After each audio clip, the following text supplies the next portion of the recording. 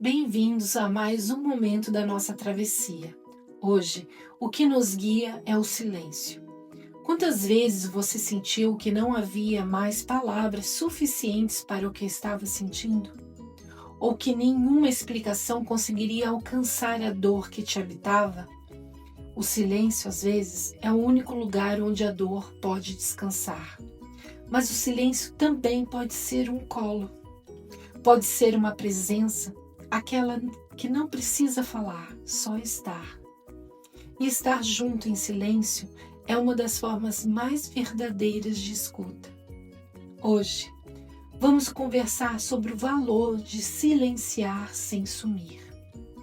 Sobre o quanto uma pausa pode conter mais cuidado do que 1000 conselhos. E o quanto estar ao lado em silêncio, com amor, já é cuidado profundo. Nem todo silêncio é ausência. Alguns silêncios são presenças inteiras.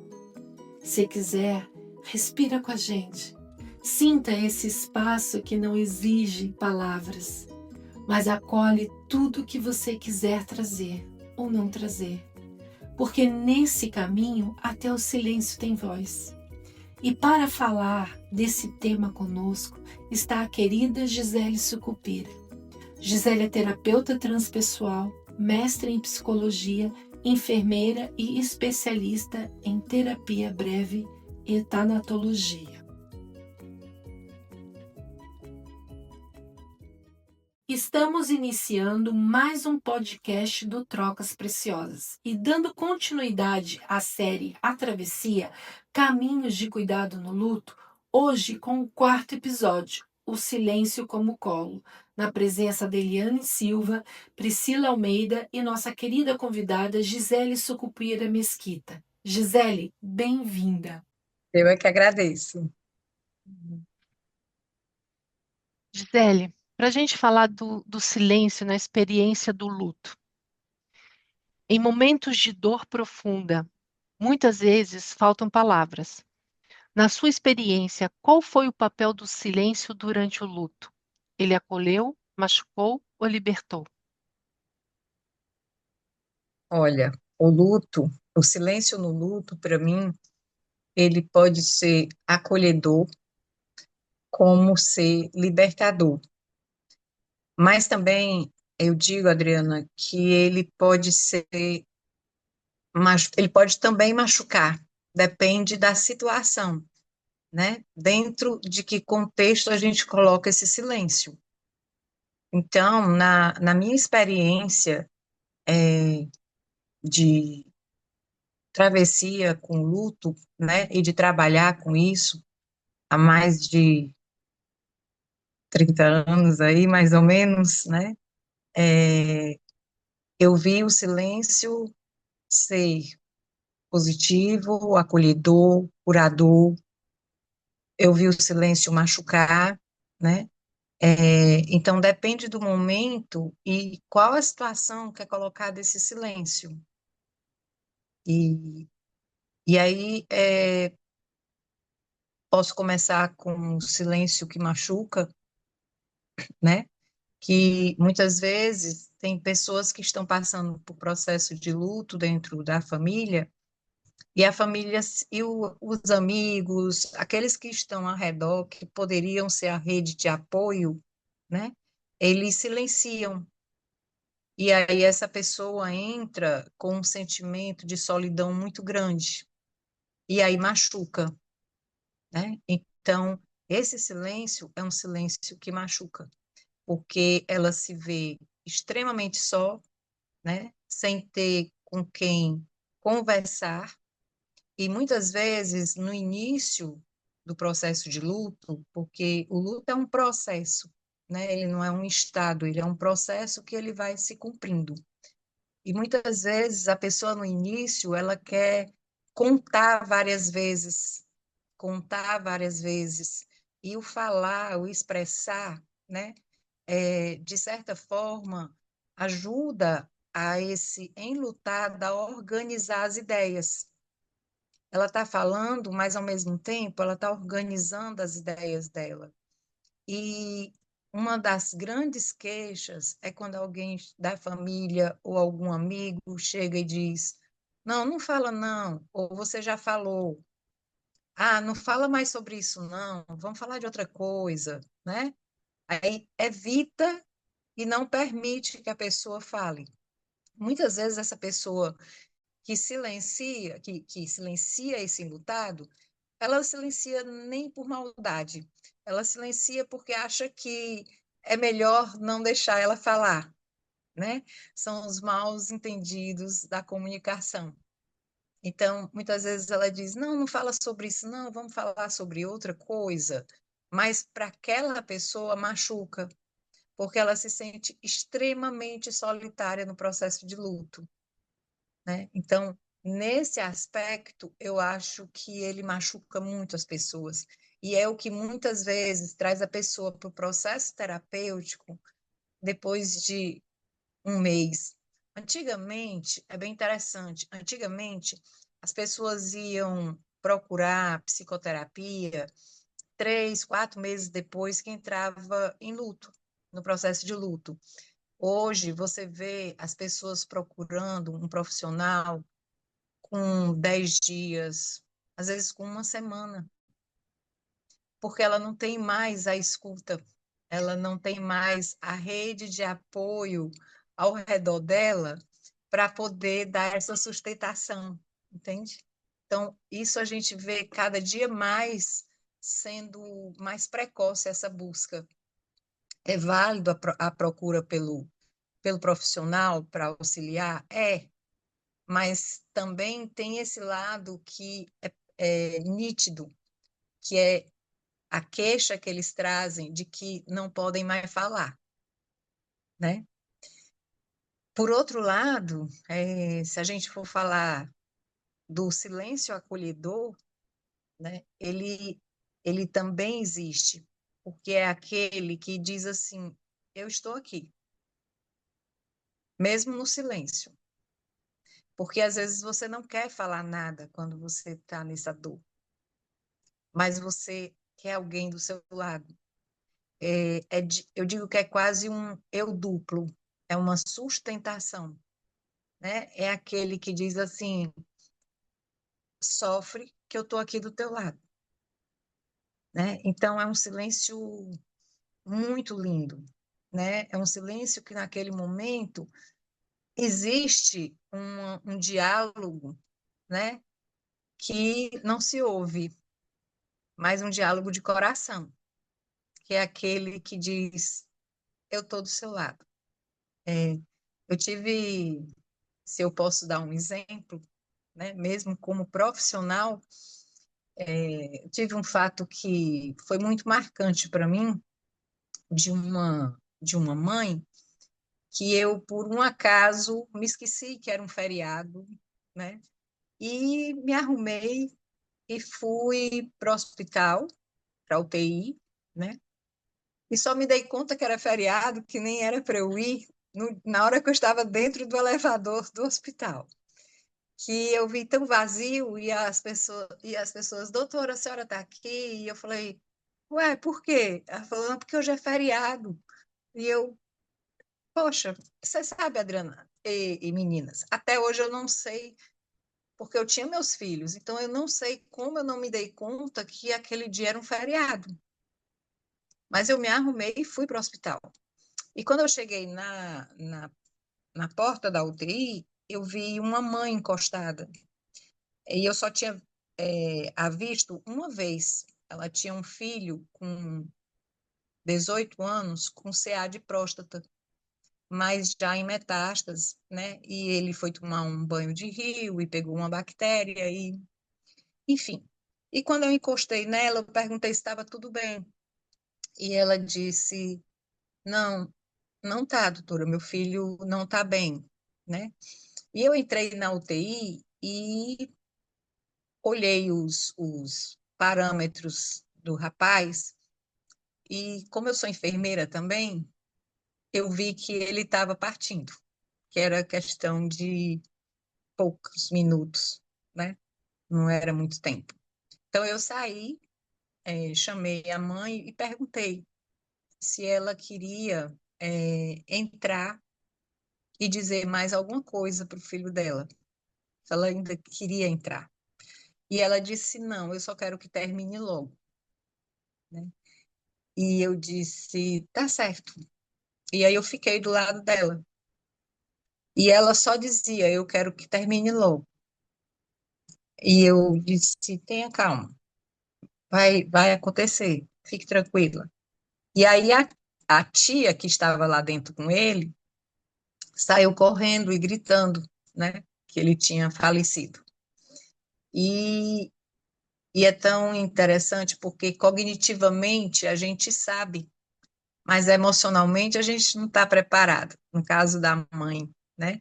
Ela cognitivamente ela compreendia que ali era o fim, né? Dessa dessa vivência, mas emocionalmente ela não estava preparada. E a gente nunca está, né? Na verdade, é muito difícil. E então ela começou a gritar. Ela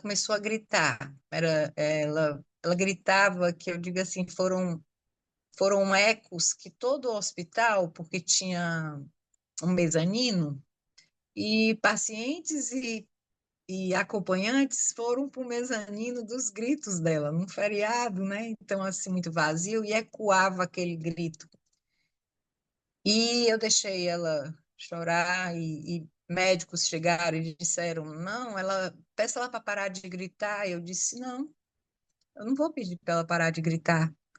Eu não iria pedir para você parar de gritar. Então, deixa ela gritar, né?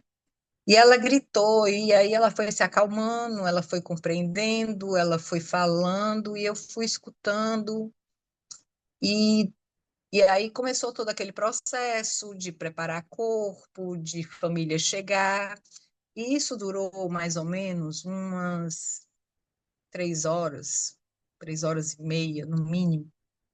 E ela me deu a mão e nós sentamos e eu fiquei de mão dada com ela.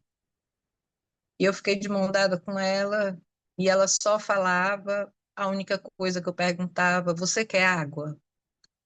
Você precisa que ligue para alguém? E o resto era o silêncio.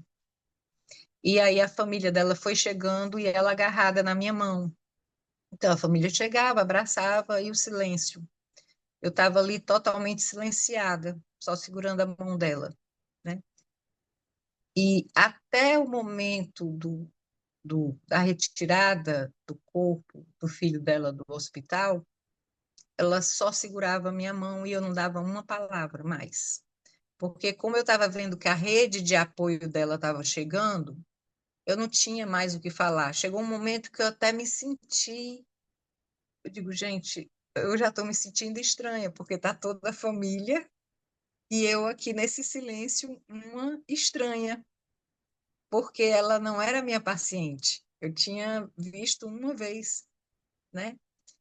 E para mim esse fato foi muito marcante exatamente por isso, porque ela não era acompanhada por mim.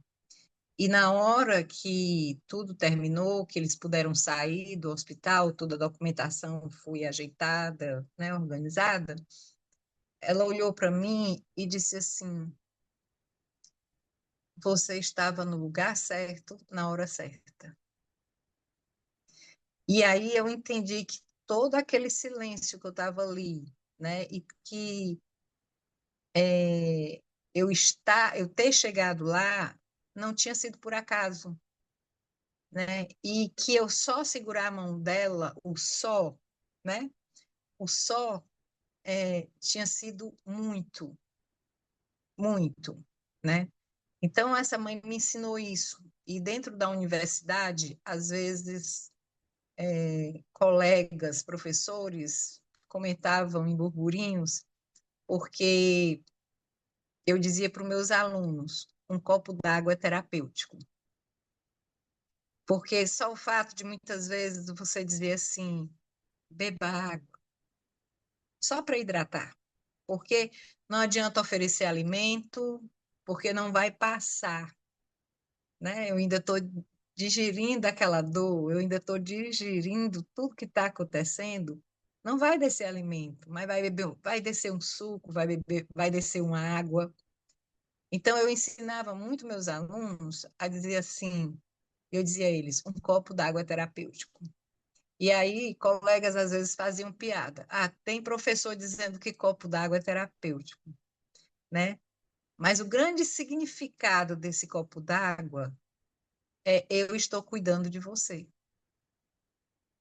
né? Você pode sentir a sua dor, que você não está sozinha. Eu estou cuidando de você. E eu acho que esse silêncio, ele é extremamente acolhedor. Ele é extremamente confortante. E só essa mão que segura. E às vezes a mão nem é só a mão que segura, né? Às vezes você segura mesmo com os braços. Que na psicologia existe uma premissa de você não abraçar o paciente, né? Mas quando a gente trabalha com luto, eu digo que também existe o abraço terapêutico, que ele não é aquele abraço que eu vou te abraçar e entrar na tua dor, mas muitas vezes eu vou até te sustentar para tu não cair no chão, porque as pernas fraquejam, né?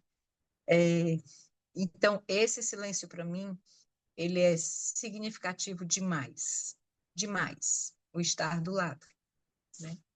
Se a gente passar para o outro silêncio, que é o silêncio do enlutado, que ele entra num processo de silêncio e a gente precisa respeitar, né? E eu digo muito para a família, porque aí eu vou para a inversão, já mudando. A família às vezes se preocupa e diz, mas ele está muito calado, ele está muito quieto, né? Então, se eu colocar esse silêncio no enlutado e ver em que contexto ele está colocando esse silêncio e compreender, eu fico tranquila, porque é o momento em que ele está revendo todo o processo dele, porque a perda de um ente querido, né? Ele não é só a perda de um ente querido. A gente não sofre só porque perdeu alguém, não é só a perda do ente querido, que só é muito, né? Mas não é. A gente perde o nosso mundo presumido.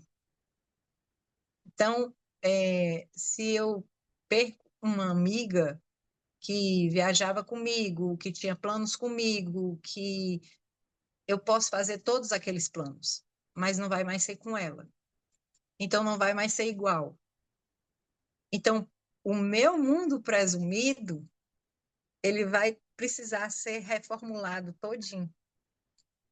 Então, eu tenho que entrar nesse silêncio e me reconstruir, não só pela ausência do outro, mas pela minha vida, pelo meu continuar. Então, eu preciso ressignificar tudo isso, né? Tanto eu vejo esse silêncio no enlutado, que é o momento em que ele silencia para ele refletir sobre tudo e reorganizar a vida dele, sem mais a presença física da pessoa amada, como eu vejo esse silêncio na pessoa que está no processo de passagem, que muitas vezes é onde a família mais se desespera, né? Porque quando o paciente muitas vezes chega naquele processo que ele compreende, que o corpo dele mostra para ele que está chegando a hora, ele silencia. E aí a família diz: doutora, ele está muito calado, ele está depressivo, né? E eu digo: não, calma, né? Porque existem vários tipos de depressão. Essa daí é onde ele está refletindo, ele está olhando toda a vida dele, ele está questionando o que foi, ele está pensando se ele quer falar alguma coisa. É nesse momento que muitas vezes ele já não quer mais ver ninguém, só os mais próximos, porque ele está se despedindo, né? Então, ele não quer ninguém perto dele indo visitar e dizer: aí, cara, ontem eu fui para a praia, né? Peguei uma onda. Ele não quer mais ouvir isso, né? Ele está no processo dele de despedida. Então, ele quer aquelas pessoas que estão próximas e em silêncio próximo dele, porque ele está reorganizando, ele está no trabalho dele de autoconhecimento, por incrível que pareça, porque nas falas tem muita fala bonita nesse momento, né? De, de dizer o que foi importante, de dizer o que é que gostaria de ter feito. Então, esse paciente, ele também ele entra nesse silêncio e ele tem que ser respeitado. A gente precisa compreender que a gente tem que orientar muitas vezes a família a entrar, sentar e ficar. É a presença, é o campo, né? É mostrar que está ali, que está presente e que ele é importante. Então, esse silêncio também eu acho extremamente acolhedor, né? Então, às vezes o profissional ele busca muito falar,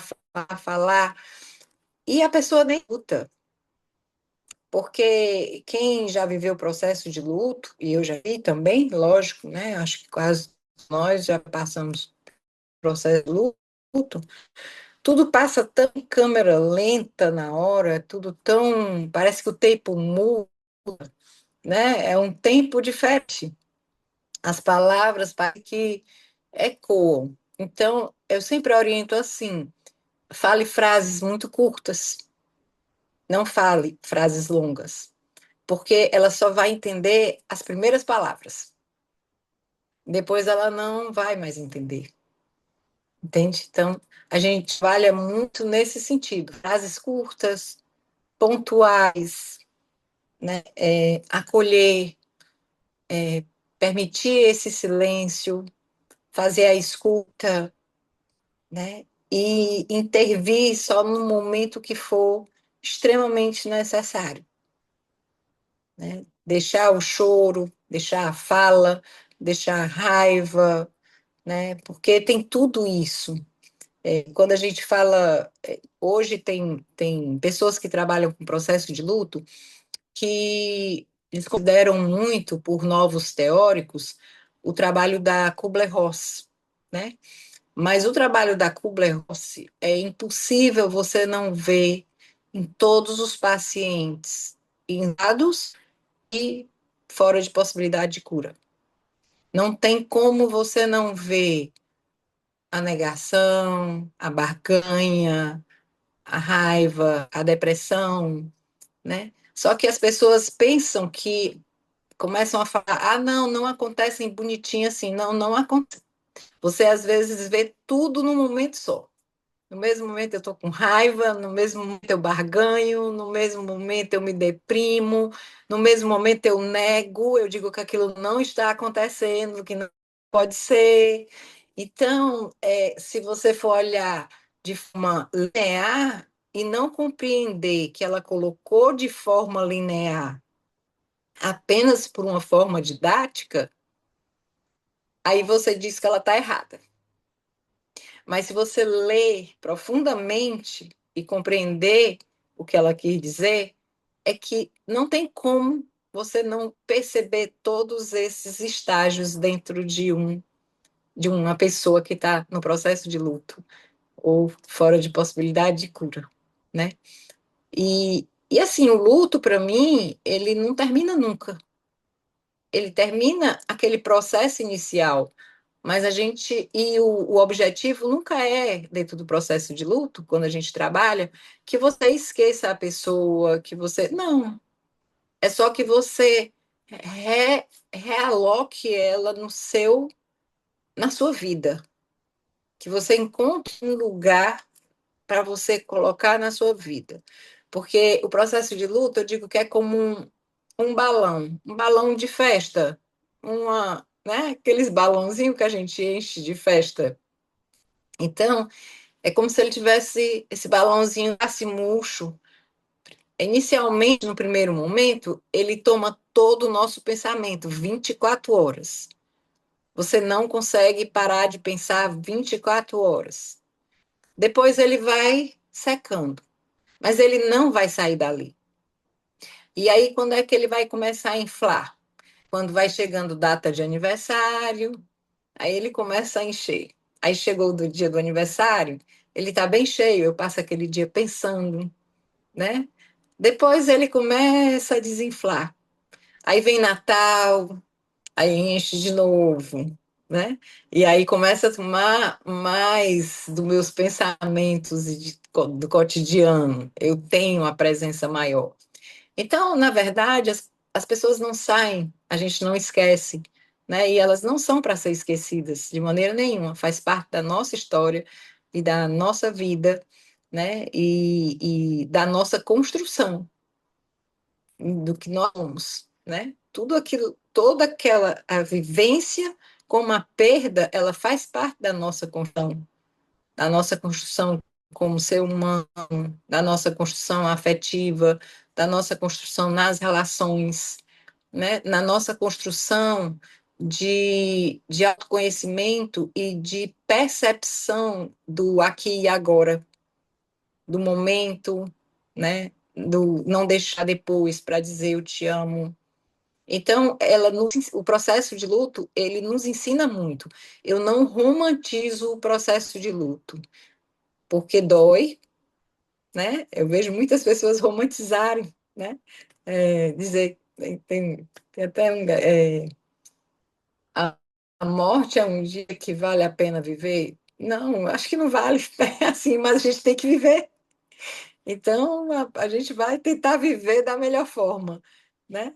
Mas esse processo, ele faz parte da nossa construção, as perdas que a gente tem, elas todas fazem parte da nossa construção psico, biosocial e espiritual.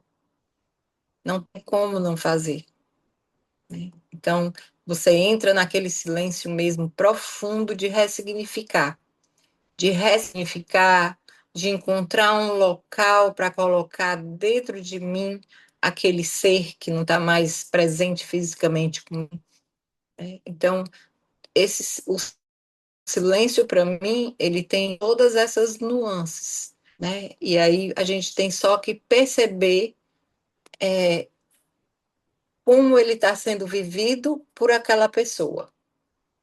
Como profissional, eu tenho que perceber por que, que aquele silêncio está ali, se está machucando ou se está fazendo com que ela ressignifique, né? E como pessoa, eu sei que eu também já vivi esses mesmos silêncios. O silêncio que machuca, o silêncio que me fez crescer, né?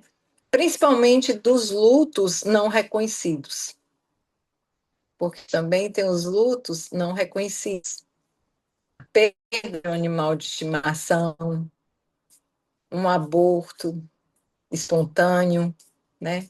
Então, tudo isso são lutos que a sociedade não reconhece. Então, não faz a rede de apoio. Inclusive, o luto da amante, por incrível que pareça, tem o preconceito, tem o luto da amante, a amante que não pode participar dos rituais de despedida. Inclusive, esse luto que não é reconhecido porque a pessoa não tem a possibilidade de participar dos rituais de despedida, né? E é tão importante, porque faz parte desse processo. Eu preciso vivenciar esse ritual de despedida para que eu conclua um ciclo, né? Então, eu vou encerrando os ciclos. Você tem a perda, então você tem todo aquele processo, aí você se envolve, dependendo da religião, né? Na cristã, vai se envolver no processo de missa de sétimo dia, então ainda estou vivendo em função disso. Aí depois esses dias eu estou repleta de pessoas da rede social. Aí, aos poucos, as pessoas vão voltando para a sua vida, né? Vão voltando a viver o seu cotidiano, e aí eu vou começando a entrar na solidão, né? Essa rede vai se desfazendo e vai ficando muito enxuta, muito enxuta. Então, esses lutos não reconhecidos, bem, eles são bem dolorosos, né?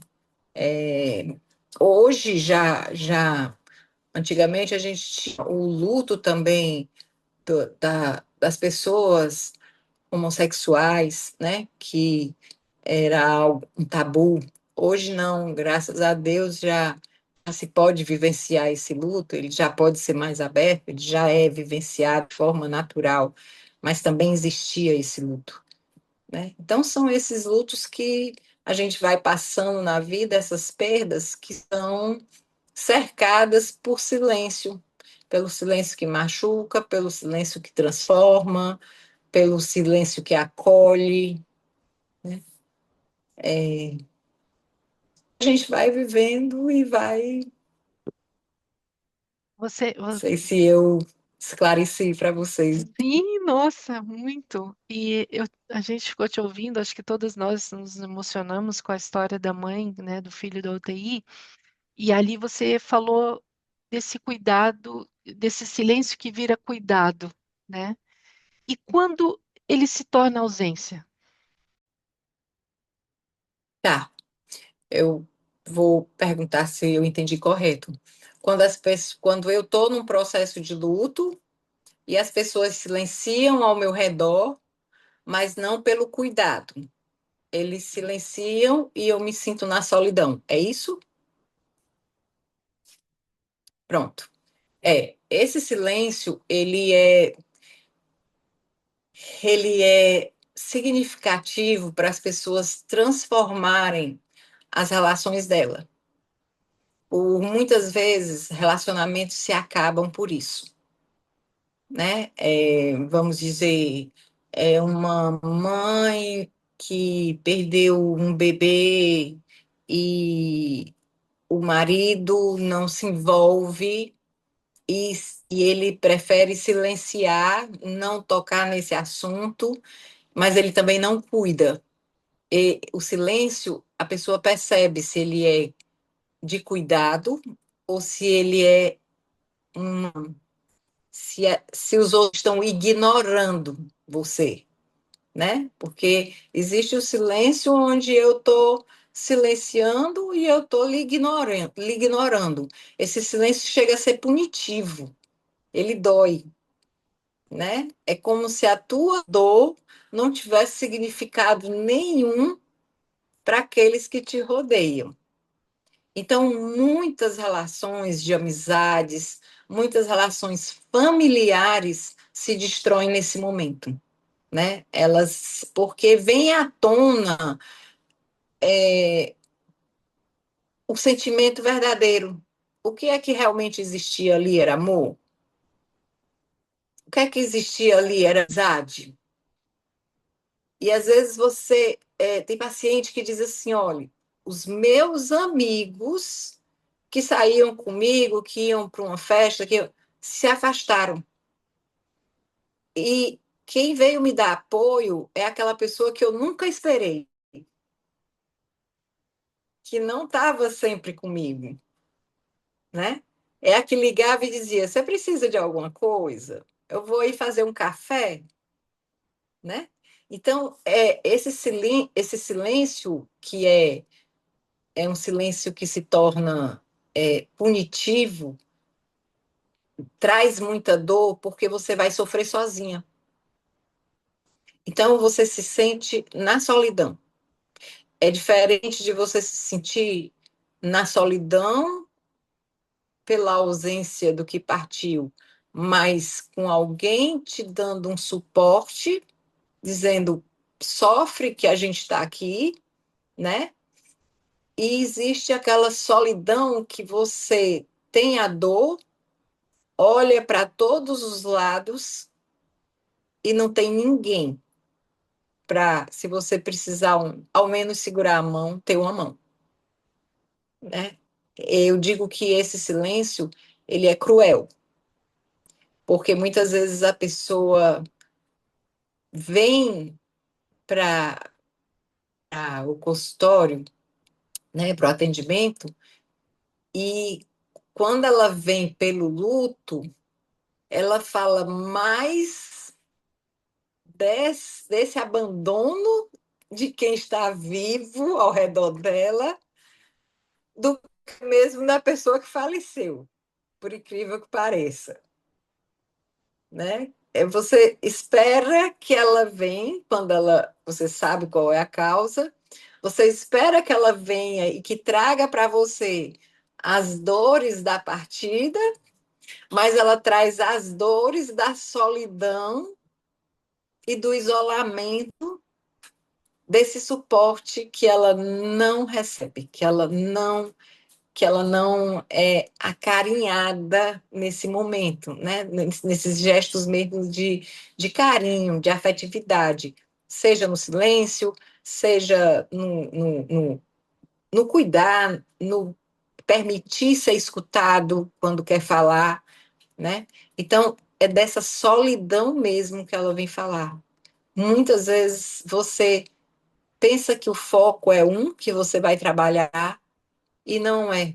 O foco é a dor que ela está sentindo pelo abandono e pela percepção de que quem estava ao redor dela, né, tinha um significado e deixa de ter esse significado.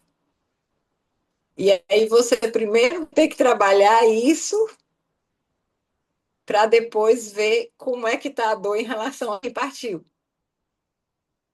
Né? Porque ela vem realmente, muitas vezes, com essa dor, com essa necessidade, com a necessidade do acolhimento. E a queixa é desse abandono, desse vazio de pessoas que ela esperava que nesse momento pudesse dar a ela, né, esse porto seguro, e não dá. Né? Porque aí vem a teoria de Bowlby, né? Que é a teoria do apego, e que é uma teoria muito bonita. Ele tem até uma trilogia, Apego, Perdas e Separações. E ele fala que a gente necessita do outro, tanto quanto a gente necessita do alimento para sobreviver. Então, e isso é muito fácil de perceber. Eu dizia muito assim, fazia muito essa dinâmica com meus alunos, que eles passassem a mão no cabelo dele, passassem a mão no cabelo dele, fizessem um carinho, ele mesmo no cabelo dele, né? E depois que uma outra pessoa fizesse isso com ele, né? E a sensação é totalmente diferente. Quando você está na escola e alguém está ali sentada na cadeira de trás e começa a passar a mão no teu cabelo, mexer no teu braço, o toque é totalmente diferente. Chega, você sente sono, né? Dá aquela sonolência, dá aquele... É diferente de eu pegar minha mão e passar no meu cabelo, de eu pegar minha mão e passar no meu braço, né? Então, isso é uma relação de apego, né? E essa relação de apego, ela é necessária, ela não é egóica, ela não é... Lógico que o apego, ele pode ser patológico. Dentro da teoria, ele mesmo coloca o apego que é saudável, o apego que é evitativo, né? Mas esse apego é necessário para a sobrevivência, desde um bebê. Então, ele é tão necessário como o alimento. O carinho, o afeto, a atenção, o acolhimento, né? Ele é que vai constituir esse ser humano. Então, ele é necessário para a sobrevivência mesmo, sabe? Então, ele é doloroso, Adriana, né? E meninas, que esse isolamento, principalmente de uma sociedade hoje que a gente vive, de um amor muito fluido, né? Ele se esvai pela mão, é muito líquido. Todo mundo fala eu te amo, que antigamente a gente não tinha, meus pais, meus avós, ninguém saía dizendo para os amigos, eu te amo, eu te amo, eu te amo, né? Hoje o amor, ele é mais falado do que vivenciado, né? Ele é bem coerente nesse sentido, porque todo mundo diz eu te amo, né? Mas o que é esse eu te amo? E todo mundo rapidamente pode dizer eu te odeio, né? É bem interessante. Então, se a gente vê a vida da gente hoje nesse movimento muito, desse amor muito fluido, muito esvaziado, né? A gente percebe que a gente está muito sozinho. Na realidade, a gente está muito sozinho, né? Não é à toa que a gente hoje tem tantas pessoas passando pelo processo de depressão, né? Tantas situações que estão ocorrendo exatamente por conta disso, pelos laços afetivos que estão ficando muito frágeis, muito frágeis. E a gente começa a se sentir muito só. Você pode estar rodeada de pessoas, mas você começa a se sentir muito só,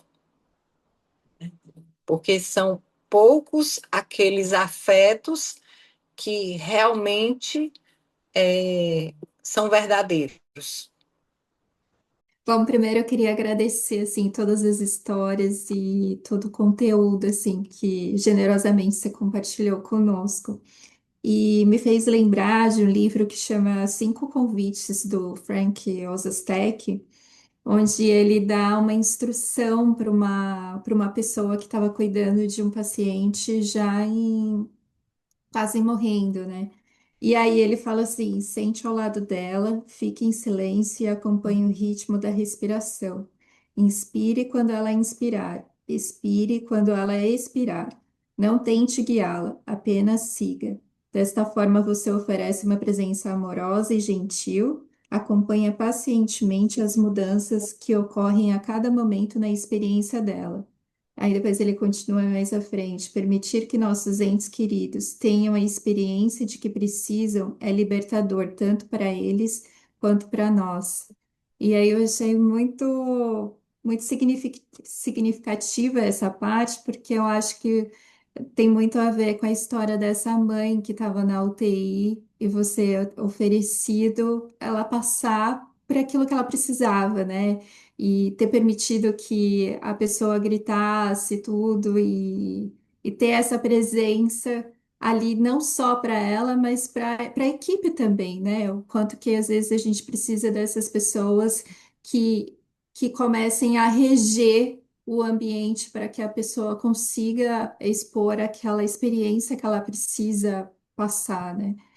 E e eu achei muito comovente, tudo que você foi falando sobre o silêncio e sobre o cuidado também, né? Então, essa relação quando o silêncio se torna algo que não é benéfico e quando ele é super benéfico.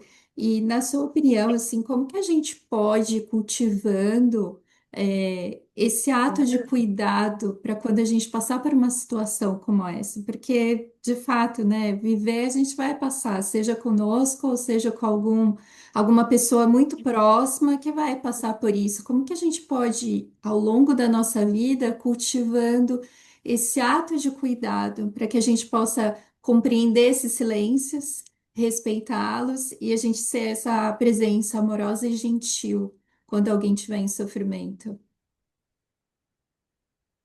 Priscila, eu acho que uma das coisas mais preciosas é a gente em começar a perceber que a gente só tem um aqui e agora, né? E que a gente tem esse momento. E quando a gente vive muito presente, que a gente começa a viver no presente, porque a gente tem um hábito muito, numa vida principalmente corrida como a nossa, né, nos dias de hoje, a gente ou está vivendo do passado ou está vivendo do futuro, né? Ou a gente está lembrando do passado ou a gente já está planejando o futuro. E a gente nunca está vivendo realmente, porque o passado passou e o futuro, quando chegar, vai ser o agora, né? Então, a gente nunca está no aqui e no agora. Então, é muito importante quando a gente começa a cultivar esse aqui e agora, porque quando a gente cultiva o aqui e agora, as nossas percepções ficam mais aguçadas. A gente fica mais. A gente consegue observar mais. Porque se eu não estou no aqui e agora, eu não estou observando o que é que está acontecendo aqui e agora. Né? Eu estou ou refletindo sobre o que aconteceu, ou eu estou planejando o que vai acontecer. Então, se eu estou presente, eu começo a perceber a necessidade do outro. Então, a nossa intuição amplia, sabe? Essa questão, quando você falou, respira com o coração da mesma forma, isso é uma coerência cardíaca, né, Adriana? É você entrar na coerência cardíaca, e quando eu entro nessa coerência cardíaca, eu acalmo o outro. Porque eu vou respirando com ele, eu entro nessa coerência cardíaca. Então, quando eu estou no aqui e agora e que eu começo a perceber também a minha respiração, eu entro mais ainda na minha presença e eu começo a perceber o que é necessário ali naquele momento, né? Então, assim, eu já tive uma criança que uma vez estava também no processo de passagem dela e a mãe sabia, né? A mãe sabia que ele estava indo, né? E assim, nesse hospital, a parede que dava para os corredores era de vidro. Então, assim, essas paredes de vidro, elas eram muito invasivas, tanto para a mãe que estava perdendo o filho, como para as mãezinhas que estavam com os seus outros filhos hospitalizados, vendo algo que poderia ou não acontecer com elas, né? E aí você entra nessa situação, você entra nessa presença e você começa a se colocar no lugar do outro, porque isso é a empatia, né? A empatia, ela é fundamental.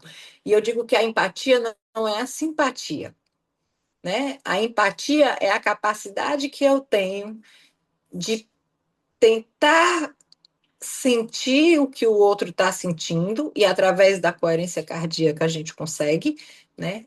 Mas eu não vou entrar na dor dela. Eu vou compreender que aquela dor não é minha, é dela. Porque se eu entrar na dor dela, eu só vou atrapalhar. Eu não vou ajudar, né? Então, isso é a empatia, é quando eu percebo a situação do outro, eu consigo me colocar na situação do outro, mas eu consigo dizer, essa dor não é minha. O que é que eu posso fazer? Né? E nesse caso, o que foi que eu fiz? Eu pedi lençóis, eu fechei o espaço para que as outras mães não vissem. Eu peguei a mãe, deitei na cama com o filho, né? Peguei uma cadeira, botei o pai sentado e a mãe foi cantando para o filho, né?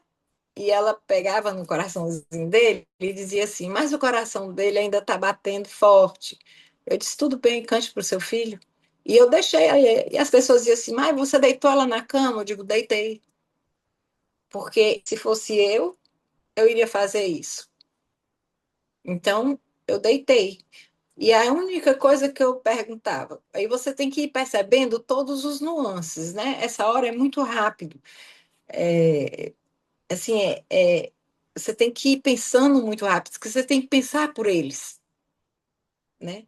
E aí o pai, eu fui perguntando: o senhor quer ligar para alguém? Ou quer me dar o telefone para que eu ligue para alguém? Então você vai sendo um duplo dessa pessoa. Você vai tomando ações não invasivas, né? Você vai com muito cuidado perguntando se eles desejam e você vai fazendo ações que eles talvez quis fazer e naquele momento eles estão desnorteados. Então você pergunta, você quer que ligue para alguém? Se o senhor quiser, ligue, me dê o telefone, eu falo. Tome uma água, deite, fique aí.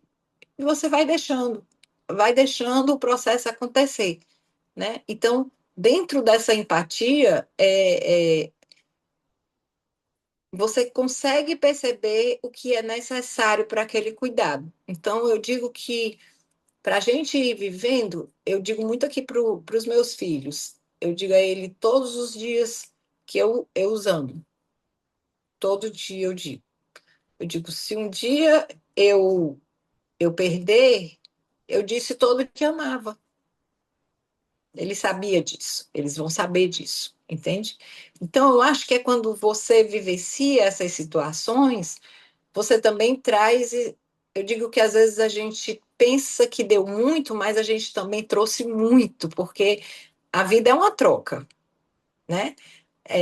Eu digo que é ensinando e aprendendo. Então, que era o slogan da universidade que eu ensinava. Então, é realmente ensinando e aprendendo, porque ao mesmo tempo que você está fazendo, você está trazendo muito. E muitas pessoas perguntam assim para mim: como é que tu consegue trabalhar com isso? Isso é muito triste, trabalhar com. Isso é muito macabro, isso é muito, né? Você trabalhar com uma situação dessa. E eu trabalho também com emergência e desastre, que é uma área que eu gosto e que é um viés bem parecido, né? E eu digo assim, gente, depende do contexto que você olha. Eu saio com meu coração repleto de amor quando eu volto para minha casa, com um sentimento de missão cumprida, com um sentimento de que eu fiz algo diferente e melhor naquele momento.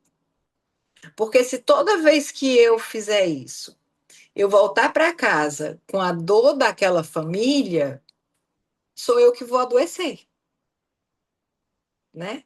Então, de que perspectiva eu vou olhar o que eu estou fazendo?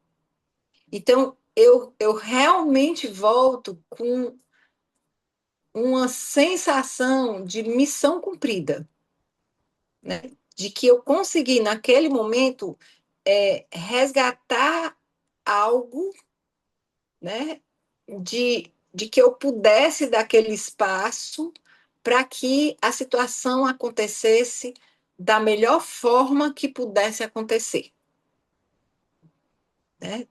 De minimizar o máximo os danos. Então, quando você faz com essa intenção e com essa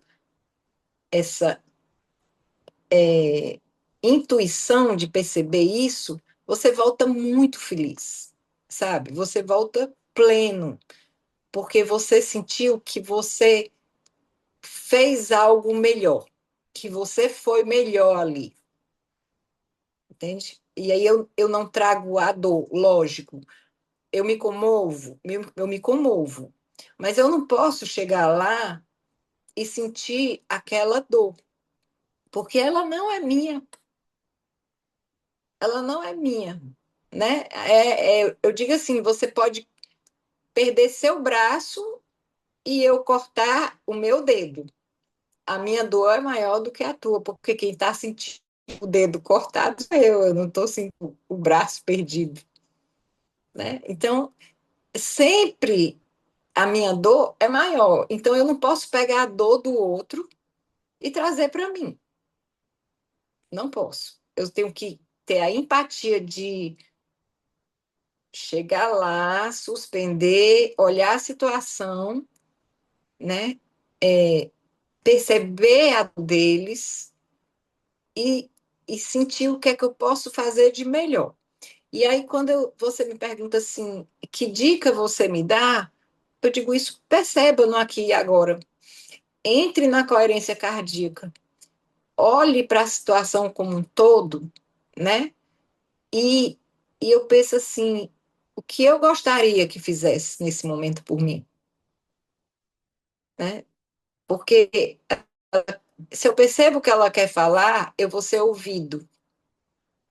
Se eu percebo que ela quer silenciar, eu vou ser mão, né? Se eu percebo que ela quer caminhar, eu vou andar do lado dela, entende? Então, assim, se eu entro nesse campo dela, eu começo a perceber, mas eu não absolvo para mim. Eu só vou fazendo. Essa mãe, ela foi significativa para mim, que ela dizia assim para mim. Ela dizia assim: "Eu agora eu só queria pegar uma estrada e sair andando, andando, andando, andando, andando." E eu dizia: "E você queria chegar aonde?" Ela disse: eu não sei, eu talvez não chegasse em lugar nenhum, eu só queria sair andando." Sabe? Então, assim, você começa com pequenas frases, perceber o que a pessoa tem de tão grandioso para te dizer.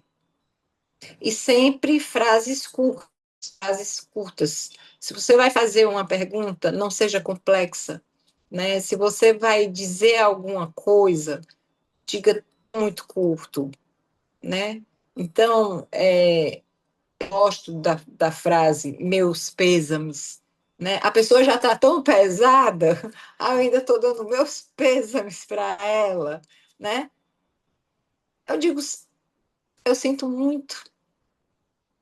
Ou então eu olho e o meu olhar já diz e eu dou um abraço. Então, aquele abraço vale muito mais, entende? Vale muito mais. Certa vez, uma amiga minha perdeu o pai, e é muito amiga minha, uma irmã de ela. E a filha dela disse: "Tia, meu avô está morrendo." Então, eu conheço minha amiga. E eu disse: se eu perguntar para ela se eu preciso ir lá, ela vai dizer que eu não preciso. Porque eu perguntar, eu já estou condicionando a ela que, para mim, eu vou só se ela quiser. Entende? Então, eu só liguei para ela e disse: "Você está no hospital?" Ela disse: "Estou." Eu digo: "Eu estou indo para aí." E ela disse: "Tá certo." E quando ela disse: "Tá certo", eu disse: "Ela está precisando de mim." Porque se ela não tivesse precisando de mim, ela diria: "Não, não precisa, eu estou aqui com meus filhos, né? Depois você vem." Não. E se eu tivesse perguntado para ela: "Você quer que eu vá?" É diferente de eu dizer: "Eu estou indo." Entende? A forma como você vai falando, ela é totalmente diferente. Veja como soa diferente, né? Você está passando por uma situação angustiante, eu saber, e eu ligar para você e dizer: "Priscila, você quer que eu vá para aí?" Né? Talvez na sua dor você diga assim: "Não, tá tudo bem." E nem tá, né? Mas se eu digo assim: "Priscila, eu estou indo para aí." Então, isso o que é que eu estou te mostrando? Eu estou mostrando que você não está sozinha. Espera que eu estou chegando. Né? E aí eu fui e fiquei com ela até o pai dela ser. Eu fiquei com ela até o fim, né? Até tudo acontecer. E calada, e ouvindo, né? Quando ela precisava falar, quando ela queria expressar o que ele significava para ela, né? E segurar na mão, caminhar do lado, muito silêncio, abraço e escuta, né? A gente não tem muito a dizer, a gente tem muito a fazer, né? E a doar, o que é isso, sabe? É mais esse afeto que a pessoa percebe nessa acolhida, seja de um profissional, seja de um amigo, seja de quem for, né? Eu acho que isso falta muito hoje na nossa humanidade, essa afetividade, né? E creio que cada vez pode ser que a gente entre cada vez mais na solidão. Nos Estados Unidos, eu estava vendo época que tem um velório delivery. Você passa, o caixão fica exposto, e você passa e, e nesse o carro passa, você olha e depois você vai embora. E eu digo assim, gente, não é assim, né? É a mesma coisa dos velórios agora que são transmitidos virtualmente, né? Tudo bem, se você é uma pessoa que mora em outro lugar, que não pode se deslocar, e eu acho positivo que isso aconteça.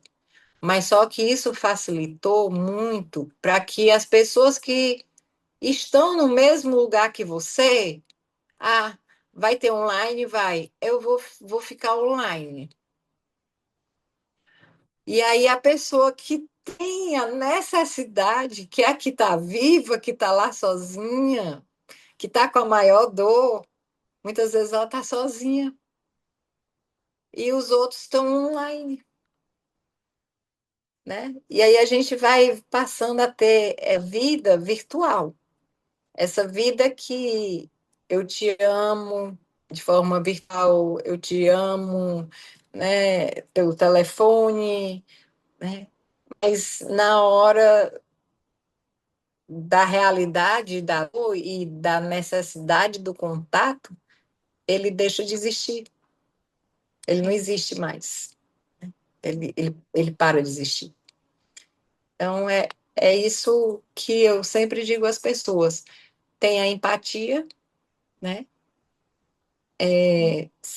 Imagine o que é que você gostaria que fosse feito com você, perceba a situação, e o copo d'água é terapêutico. É uma forma de eu dizer que você está sendo cuidado. Eu gostaria só de agradecer a Gisele por essas falas tão importantes, tão acolhedoras, que, como você falou, nos relacionamentos muito líquidos hoje, né, muito praticamente virtuais, antigamente existia aquela questão de não ter o costume, que as pessoas não falavam eu te amo, e também, consequentemente, isso ia passando por cima de um acolhimento. Ah, o silêncio, ela vai passar. O luto, ela consegue. Não tinha aquela coisa do abraço, da mão na mão e tal. E hoje já foi pro oposto, né? Foi bem avançado. Agora eu tenho o virtual, então as pessoas têm milhões de seguidores, acham que está acolhido. Então também continua sem esse afeto, sem essa escuta, sem esse mão na mão. Eu agradeço porque isso faz a gente refletir e nós, principalmente o luto, o episódio é sobre luto, né? Então, principalmente sobre o luto por suicídio. E o silêncio, ele é pautado para mim, na minha vivência, foi pautado por vários momentos, porque o primeiro silêncio foi o meu. Pelo choque em si, né? Eu me silenciei. Foi uma catástrofe, foi uma tragédia tão grande que eu não tinha nem palavras. Não era nem que eu queria que alguém falasse, eu acho que eu fiquei robotizada. Então, assim, é importante esse acolhimento ali do lado, porque depois que passa aquele primeiro susto, você, claro, você vai lembrar quem estava só com a mão ali do teu lado, sabe? Não é questão que você não valoriza e tal, mas você consegue fazer esse retrocesso e ver, olha, fulano estava ali com a mão, estava assim, com o ombro ali. Então, cada luto, cada silêncio vai muito com a experiência, né, de cada um. Mas muito obrigada. E o luto pelo suicídio, ele tem um complicador para o enlutado, né? Que ele passa por uma culpa que não é dele, né? E isso dói, porque ele começa muito a perguntar se ele poderia ter feito alguma coisa para evitar, né? E eu digo muito para os meus pacientes, você não ia conseguir, não ia, né? Então, mesmo que você tivesse 24 horas, se fosse uma decisão, você não ia conseguir evitar, né? Então, eu acho que dentro do processo de luto, um dos sentimentos mais complicadores de se trabalhar é a culpa. E essa culpa, muitas vezes, quase 100%, ela não existe. O sujeito sente, mas ela não é real, entendeu? Ela não é real, na maioria das vezes. E aí você fica se maltratando, né? Perguntando e tentando encontrar onde foi que você errou. E não é assim. Uma pessoa que deseja, né, findar, não tem sentido, não encontra, e é sofrido para ela, né, estar. Então, quando ela decide, eu já vi muitos casos, mesmo com 24 horas de fiscalização, conseguiram, né? Então, realmente, isso é o que a gente chama, o suicídio está dentro das mortes súbitas, que é uma das mortes que causa mais impacto na gente, né? Porque aquele que está adoecido, ele tem o processo de adoecimento, então, de certa forma, a gente consegue ir se trabalhando no luto antecipatório, né? De certa forma, a gente tem tempo para ir pensando sobre. Já o luto por suicídio, por assassinato, por um acidente, né, brusco, ele é um impacto.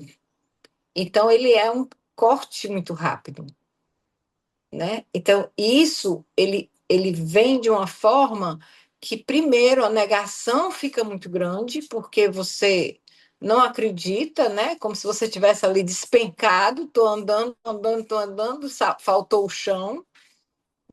E aí vem esse processo da culpa, né? Que eu digo que é o que, quando me chega, é o que mais a gente precisa trabalhar, é esse sentimento dessa culpa que não é real, mas que o sujeito enlutado acha que poderia ter evitado. E se, eu digo que é a pior citação e se eu, e se eu, né? E não existe o e se, né? Não tem como. Eu vi vários casos, não tem o e se, não tem, né? Então, é um dos sentimentos que a gente tem que nomear e trabalhar muito, é esse. Que o e se é o que mais, né, bate na gente. É verdade. E se eu? E se eu? É. Bom, a gente chegou ao fim e eu confesso que eu estou muito emocionada com tudo que você trouxe, com tudo que você nos disponibilizou da sua sabedoria, da sua medicina. E eu só tenho a agradecer pelo aprendizado de hoje. Muito obrigada mesmo. É isso, gente. Eu que agradeço a você, Adriana, pelo convite. Agradeço a você, Eliane. Agradeço a você, Priscila. Porque eu digo que a gente sempre está compartilhando, né? E a gente sempre está aprendendo, e cada vez que a gente fala, a gente vai aprendendo e vai ressignificando cada vez mais, né? E podendo abrir novas possibilidades para as convivências, né? Gratidão a vocês também. Obrigada. Obrigada. Obrigada, Adriana. Tchau, gente. Tchau. Tá, muito obrigada. Né?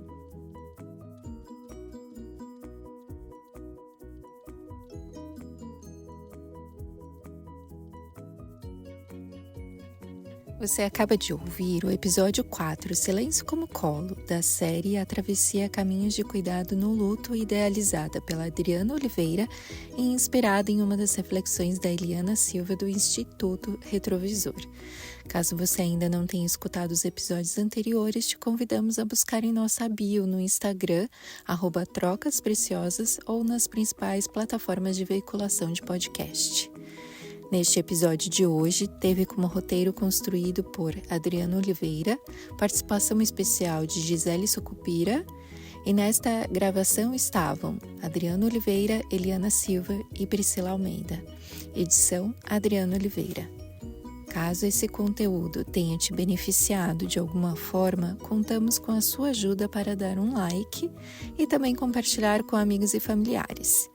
Nossa mais genuína aspiração é que mais pessoas tenham acesso a informações acolhedoras de qualidade que abarquem a complexidade da vida.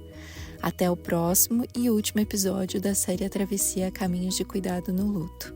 Obrigada!